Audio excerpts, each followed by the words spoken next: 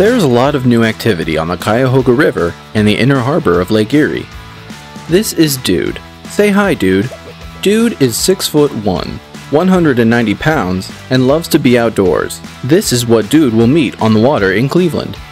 Stand-up paddleboards, kayaks and canoes, jet skis, small rowing boats, small safety boats, big rowing boats, pleasure boats, law enforcement vessels, dragon boats, sailing and charter boats, large touring vessels like the Good Time 3 and the Nautica Queen, small freighters and tugs, large freighters and a tug or two, and some fish. It's a lot. Some freighters are longer than the terminal tower is tall, and they navigate exceptionally tight turns. We need to stay safe. The Cuyahoga River and Cleveland Harbor are great waterways, and more people than ever are beginning to use them. You should realize that everyone has to share the waterways safely, and some waterway users are more vulnerable than others. Human-powered craft and machine-powered craft need to look out for each other and follow the rules of the road on the river and on the lakefront. You should absolutely know a set of safety guidelines specific to the Cuyahoga River and the Cleveland Harbor before you go out pertaining to your vessel. If you're part of an organization, ensure that you know their safety procedures. It's the right-hand rule on the Cuyahoga River. Know the passing zones and what rules you should follow to stay safe while you are boating. Human-powered craft are vulnerable to big boats and collisions with other recreational users. People should know where the freighters are and stay clear, as well as avoid collision with one another. There are some great maritime traffic mobile apps that allow you to see where most of the large vessels are. Search for marine traffic to download one. The freighters and Coast Guard are the most knowledgeable about what's going on traffic-wise, but they need recreational users to give them room to operate and promote safety. Cleveland Harbor and the lower Cuyahoga River are federal navigation channels and as such have specific rules of the road and safety requirements. All recreational boaters, including and especially paddlecraft, should follow these rules through the Ohio Department of Natural Resources Ohio Boat Operators Guide, available free online or in hard copy by request. Better yet, take a boating safety course from the Ohio Department of Natural Resources, the United States Coast Guard Auxiliary, or the United States Power Squadrons.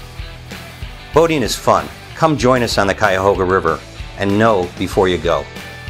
It takes almost as much training and education to become a freighter pilot as it does to become a surgeon. And in Cleveland, the harbor and river can be serious challenges even to the most experienced pilots. Even from the pilot house of a passenger vessel like the Nautica Queen or the Good Time 3, kayakers like these put themselves in life-threatening situations by getting too close. The moving water and displacement from large freighters and tugboats can be even more dangerous to a recreational user who puts themselves in harm's way. Boaters should be aware of freighters' bow and stern thrusters that could pose a danger to safe navigation of smaller vessels.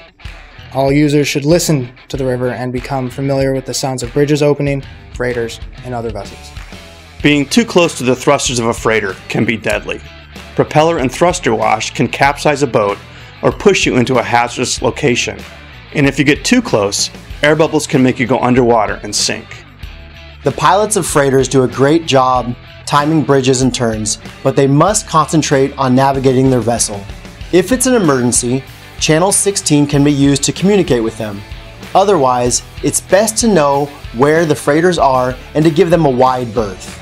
If you are operating a recreational, human-powered craft in Cleveland, you should be a proficient paddler or boater, have a personal flotation device, know your organization's safety rules, use your marine radio in case of an emergency, monitor your marine traffic application, and finally, be smart and respectful of each other.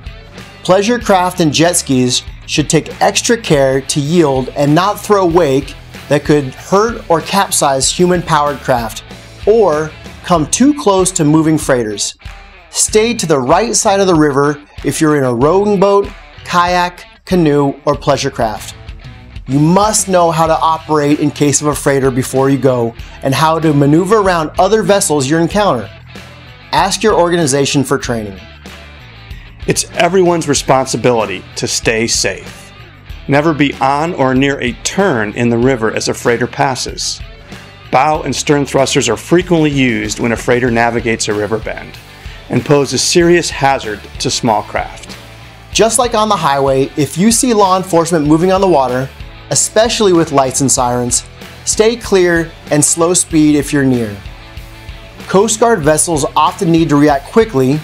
Be cautious of their operation and avoid impeding them whenever safe and practicable. We love Cleveland and getting outside. We hope that you can join us in all of the great activities on the waterfront. Be courteous, yield, and stay safe in our harbor and river. Make sure you know before you go.